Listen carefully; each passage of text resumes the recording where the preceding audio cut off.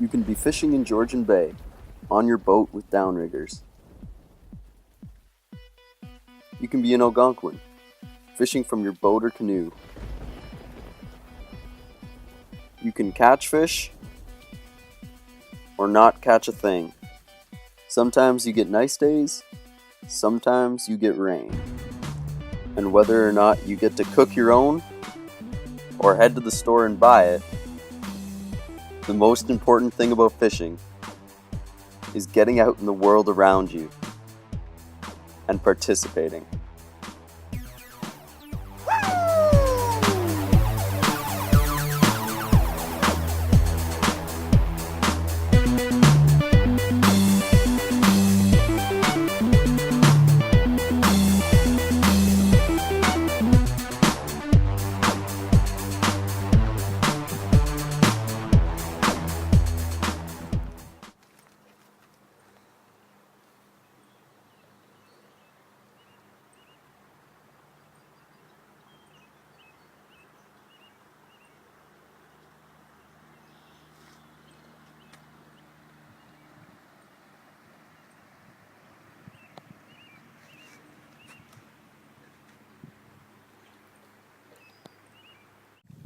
See, this is what I mean though, like, you look at like your right side here on the canoe, then you look at your left, and you know there's civilization on like either side, but it's just like you've been cut out of it for like a few hours, and it's just incredible.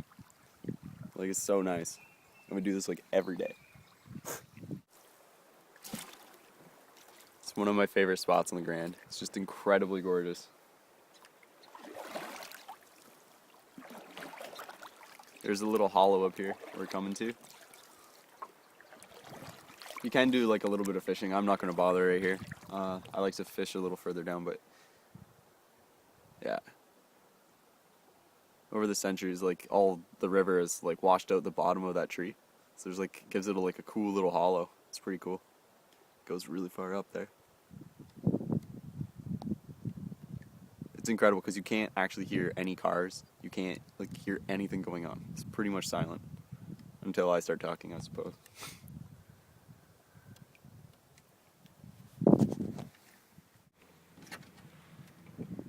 Also, I lied. I'm gonna fish here. It's too nice to pass up. Got it?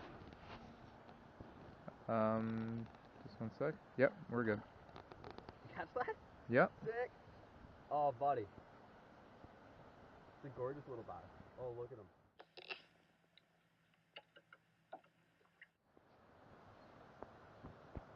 Holy shit. It's fighting. Turn around. There he comes. I don't think my phone can capture the actual fish in the water. No? That's cool. Whatever. I'm following him though. Oh man, he's just fighting sick though. Can't even get him in. Look at him. There he goes. Oh, he's under the canoe. Get up here.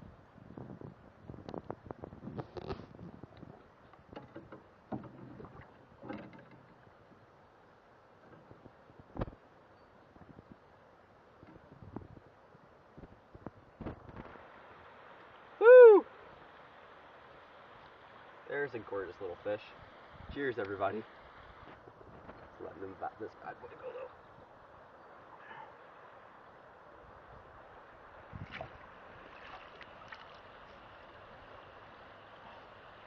Cheers.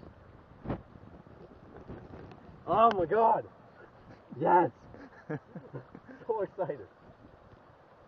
Fishing is awesome. It is. It's incredible. Jesus. Oh, shit. Now we're and now disaster. Disaster. Tilting. And this is the part where we capsize. So, we saw what we thought was like a road, and so we decided to take a trip because usually when you come in your summer, you can't actually see anything on the side because it's just like so forested, right? Anyway, so we saw it, and but check this out.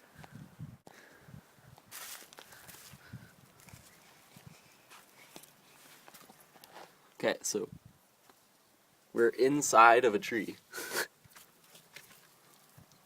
I'm sorry. Inside of a tree. Going up. That's the top of the tree. And now Yeah. I think we should climb this tree. Coolest thing. One of the nice things about the Grand is like people are usually pretty nice. We just docked here. This is where I camp. It's an island in the middle of the Grand. So you got the Grand on either side of you. It's gorgeous. But someone's like I've helped, but like add stones to it, made like a little fire pit. And there's a grill right here that just gets left here year round. Nobody takes it, just leaves it there for the next person to come use it. Gorgeous place to set up a tent. This is amazing in the middle of the summer when all the trees are full of leaves. It's just beautiful. It's gorgeous. And of course, excellent fishing, as is necessary. So we saw a beaver. It was just like sitting over there.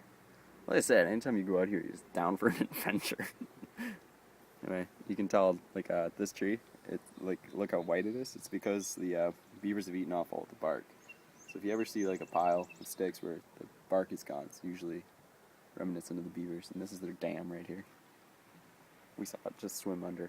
So we're kind of hoping that it'll come back out because that would be awesome. So we have a hole in our canoe, which is pretty sick. I knew of it before, but lots of water. What can you do? Yeah, what you gonna do? It's been a hole in there for a while. I could fix it, but it also just adds some character, I think. It's where we get out down there for obvious reasons. This is Paris. Nice town. And got down here. Guy fly fishing bottom base of the falls. It's gorgeous. Want to join him.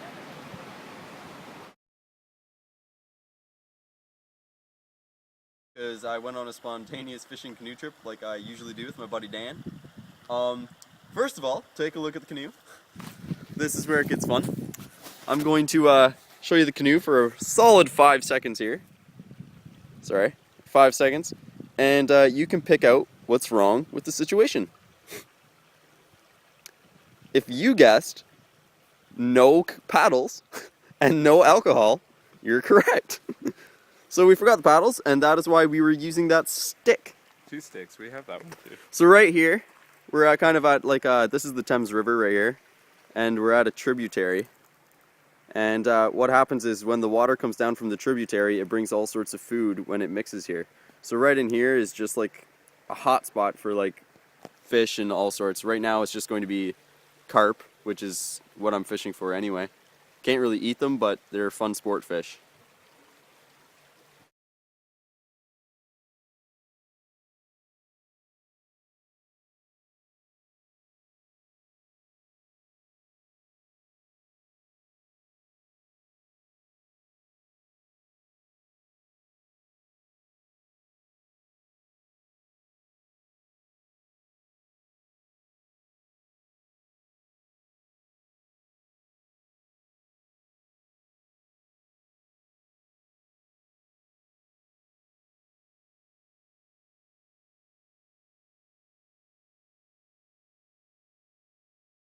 My name's Eric Timmerman, and I'm a management biologist here at the Ministry of Natural Resources in Guelph. And I'm responsible for a chunk of southwestern Ontario, including Wellington County, Waterloo Region, Brant County, and the city of Hamilton.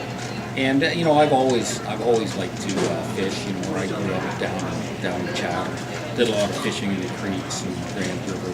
The Thames River, sorry, and out on Lake Erie. In my earlier years, you know, one of my first jobs was with the ministry was actually working on Lake Erie for the Lake Erie Management Unit, and I was working mostly with commercial fishermen there. So that sort of gave me some perspective.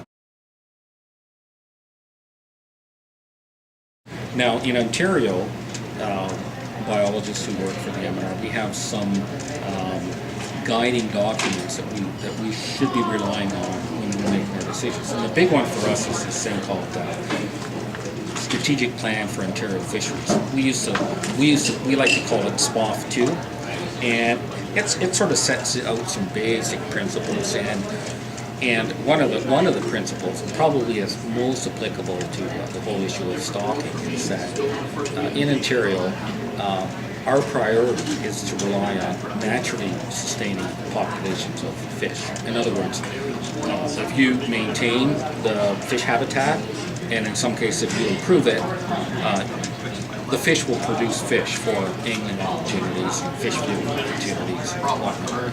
So that's our priority. We have, for instance, 2 tailwater fisheries. So these are reaches of river downstream of reservoirs where the reservoir, because of thermal stratification, it releases water that's cold enough to stock brown trout. So we have one on the Grand that's about 28 kilometers away. One on the Conestoga that's about 18 kilometers. And we stock brown trout there every year in both those rivers. Now, I think in our minds, our priority would have been that those brown trout, over time, that they would naturally reproduce, and we'd have a naturally reproducing fishery, and that we wouldn't have to stock every year, or maybe we would have to sort of supplement what the fish were naturally reproducing. Unfortunately, we have found that the fish are not, and we don't know exactly why they're not reproducing. So we have to sustain those fisheries with hatchery fish.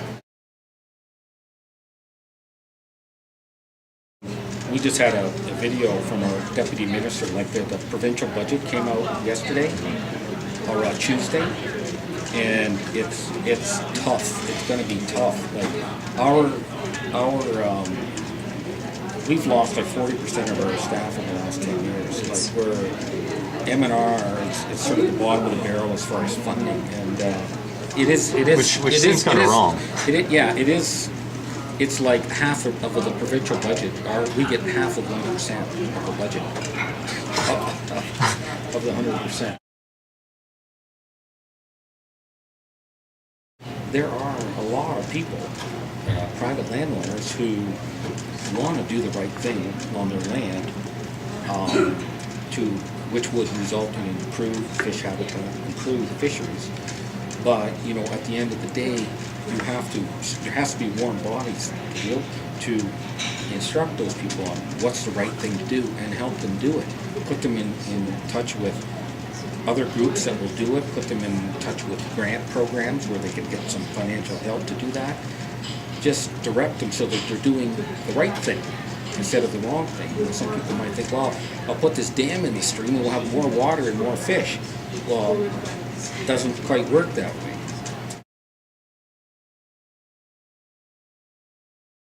There's a lot of the stuff that M&R traditionally used to do is being done by volunteers. So there's a lot you can Which is nice to hear, get actually. involved in a lot of stuff in the environment if you have the desire and if you have the time.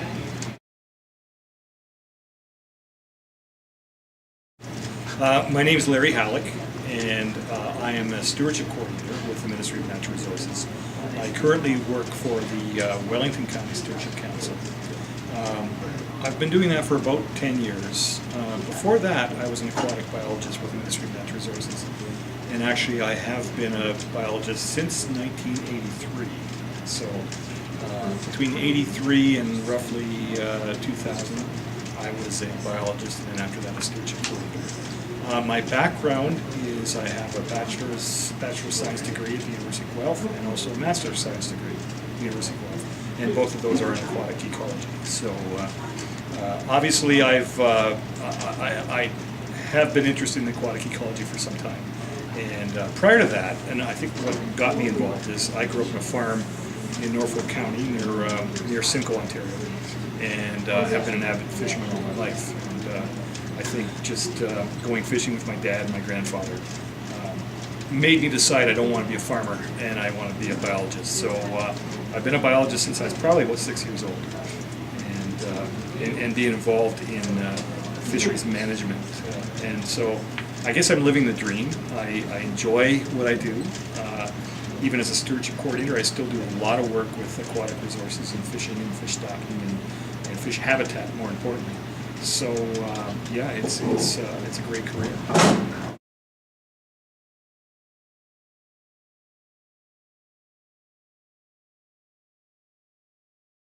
Quite excited about one project. It's called the Marden Creek Restoration Project. It's a small brook trout stream near Guelph. And the exciting thing about this project, what's most rewarding to me, is we've been able to take a population that the first thing we did was we surveyed the landowners in the area, and everyone told us that they hadn't seen a brook trout in that stream since the 1970s. They basically told us, well, glad you're going to do the work, but you're too late. We haven't seen one in 30 years, 30 or 40 years. So good luck with it, but you know, we don't think you're going to be very successful. We did a lot of surveys, and basically what we found were indicators of good quality. There is a fish called a sculpin, which is a associate of brook trout populations, and they were present in the stream. So we thought, well, man, that means that maybe the stream has got some hope. We did additional surveys, and 2 or 3 years later, we actually found brook trout in a small tributary of the stream. That gave us enough of an incentive to say we have a goal now, and the goal is to restore a brook trout population from the source of the stream all the way to the mouth to the Speed River. And that was about 8 years ago. We're almost there. We have had populations respond dramatically through all the habitat work we've done. We've done a lot of tree planting. We've worked with farmers to create buffers along the stream so that instead of crops right to the edge of the stream, now there's grassed areas and trees. And we've created spawning beds so the fish can spawn on their own. We've removed ponds and we've removed dams. And now we have a population that occupies about 8 out of the 10 kilometers of stream, whereas when we started, it was occupying maybe 500 meters of stream. We've done index stations, and where we would shock, let's say, 100 meters and get 3 or 4 brook trout, now we're getting 40 or 50. So this is really rewarding. When you see a population bounce back from basically being told that they weren't there anymore to a viable brook trout population, really important. And the other neat thing is that we're working with a group called Trouts Unlimited Canada, and the volunteers there, they really don't have an interest in fishing in this stream. They just want to do it because it's the right thing to do, and hopefully the fish will move down to the Speed River where they can fish from. So very exciting, and you really see a change in attitude amongst the landowners in that area. Yeah, with regard to volunteering, again, a lot of what we do nowadays is with volunteers. The Ministry of Natural Resources is not a very large ministry. We don't have a lot of resources. We don't have a lot of staff. And so we have to really work smarter rather than harder. We have to do more with less. And we really rely on the community to help us out. So you probably get a lot more passionate people too. Then. Yes, definitely. And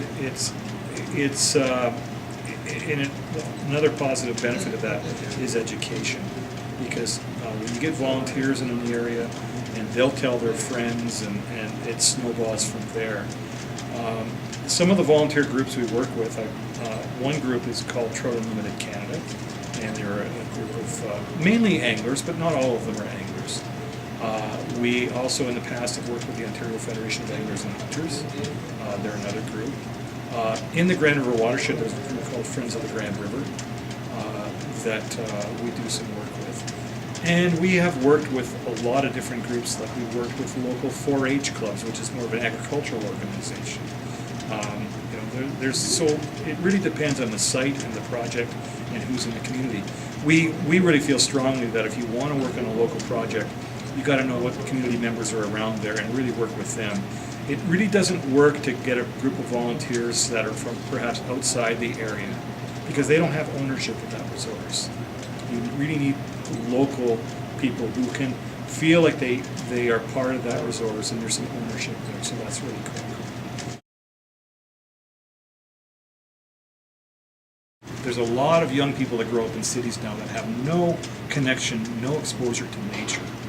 I think recreation like fishing and hunting and bird watching, anything that you can do to get young people outdoors and recreating, those people will have a passion for stewardship and protecting our resources.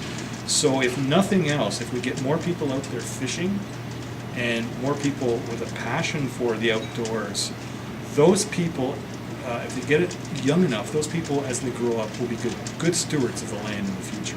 And that's what we really need, because the thing that I fear the most is young people growing up with a disconnect with nature. You can call it nature deficit disorder, or whatever you want to call it.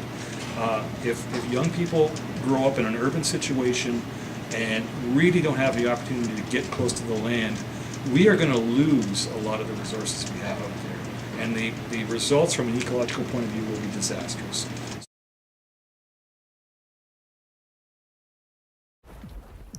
The world is enormous. It is full of amazing things and an immeasurable amount of adventures. Getting involved is the first step in becoming a steward. The second step is sharing your experience with others. A canoe has 2 C's. Bring someone along. Fishing is one of the most important things in my life. It is my favorite sport and pastime, and I share it with everyone I can. This is one of the reasons I have for sharing this project and making it a video. It is the closest I can take you to an adventure.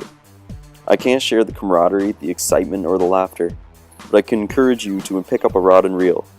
Head to the nearest pond or river, where there is a unique experience just waiting for you to find it.